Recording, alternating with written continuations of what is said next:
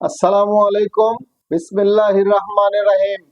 শ্রম আইন নিয়ে আলোচনা করার জন্য আরো একটি পর্ব নিয়ে আপনাদের মাঝে উপস্থিত হলাম। আমি হুসাইন আহমেদ আকাশ, সাধারণ সম্পাদক, বাংলাদেশ প্রগতিশীল নির্মাণ শ্রমিক ফেডারেশন। আশা করি সকলে ভালো আছেন। দেশ ও প্রবাসে সকল সেক্টরের সকল শ্রমিকদেরকে জানাই সংগ্রামী শুভেচ্ছা ও আন্তরিক অভিনন্দন। সংগ্রামী সাথী ও বন্ধুগণ, আজ আমরা আলোচনা করব শ্রম আইনের ধারা ৩২৩ নিয়ে।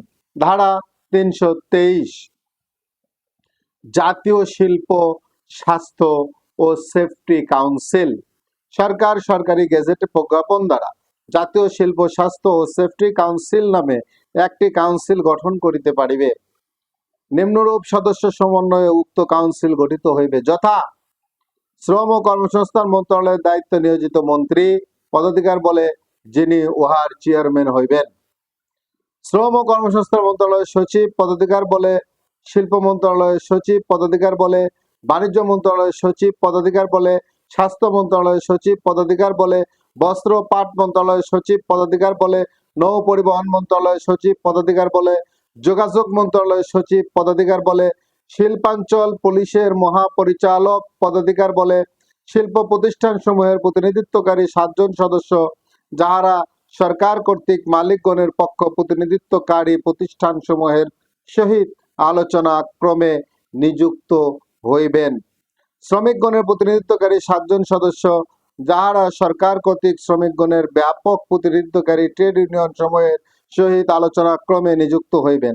তবে শর্ত থাকে যে শ্রমিক ও মালিক উভয় পক্ষের প্রতিনিধিদের মধ্যে অন্তত একজন করে মহিলা প্রতিনিধি অন্তর্ভুক্ত থাকিবেন।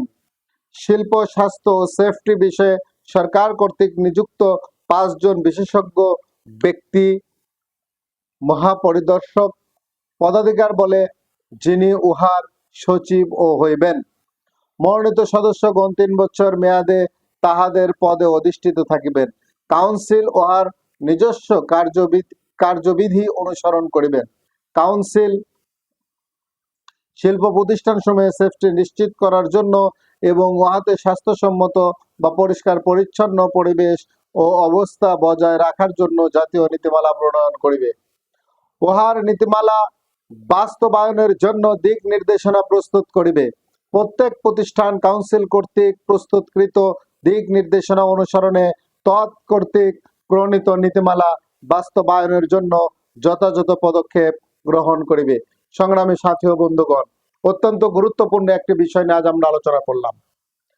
এই ধারা অনুযায়ী যাহা বোঝা গেল তাহা হলো, শ্রম ও কর্মসংস্থান মন্ত্রণালয়ের এরকম অনেকগুলো কমিটি আছে, যে কমিটিগুলোতে সরকারের পাশাপাশি শ্রমিক এবং মালিক প্রতিনিধিদেরকে নিয়োগ করা হয়। অত্যন্ত দুঃখজনক হলেও সত্য যে এই কমিটিগুলো যখন গঠন হয়, তৎকালীন সময় এই বাংলাদেশে যে সরকার পরিচালনা করে সেই সরকারের দলীয় লোকজনদেরকে নিয়ে এই কমিটিগুলো গঠন করা হয়। যার কারণে আপনারা চিন্তা করেন যে একজন মালিকের একটা প্রতিষ্ঠানে যখন একটা সমস্যা হবে, সেই প্রতিষ্ঠানে আপনারা বোঝেন যে বেশিরভাগ বাংলাদেশে 95% প্রতিষ্ঠানের মালিকই যখন যে দল সরকার গঠন করে তখন সেই দলের লেজুর ভিত্তিক হয়ে লিয়াজু করে চলার চেষ্টা করে। এবং এই কমিটিগুলোতে যখন সরকার দলীয় শ্রমিক নেতাদেরকে মনোনীত করা হয়, ওই প্রতিষ্ঠানে যদি কোনো শ্রমিকের কোনো স্বার্থের ব্যাঘাত ঘটে, তখন ওখানে যখন এই কমিটি চলে যায়, একই দলের সাপোর্টার হওয়ার কারণে শ্রমিকরা কোনোভাবেই সুবিধা পায় না। শ্রমিকরা যে সুবিধা বঞ্চিত থাকার তা থেকে যায়। শ্রমিকরা যেভাবে লাঞ্ছিত হওয়ার কথা সেভাবে লাঞ্ছিত হতেই থাকে। আমি অনুরোধ করব শ্রম ও কর্মসংস্থান মন্ত্রণালয়ের দায়িত্বপ্রাপ্ত সকলকে, যে কমিটিগুলো যখন আপনারা করবেন, সরকারি দলের কাছ থেকে নেন, কোনো সমস্যা নেই।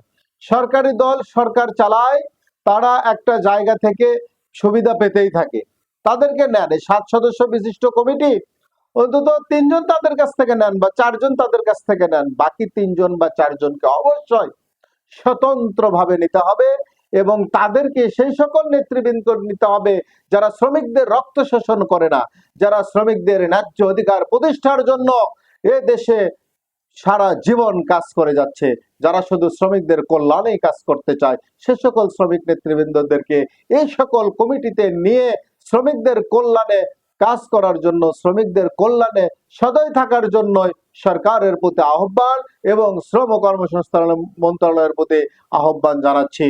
আজকের এই পর্ব এখানেই শেষ করছি। সকলের কাছে আমার নিজের জন্য দোয়া চাচ্ছি, সকলের সুস্থতা ও দীর্ঘায়ু কামনা করছি। আসসালামু আলাইকুম, আল্লাহ হাফেজ।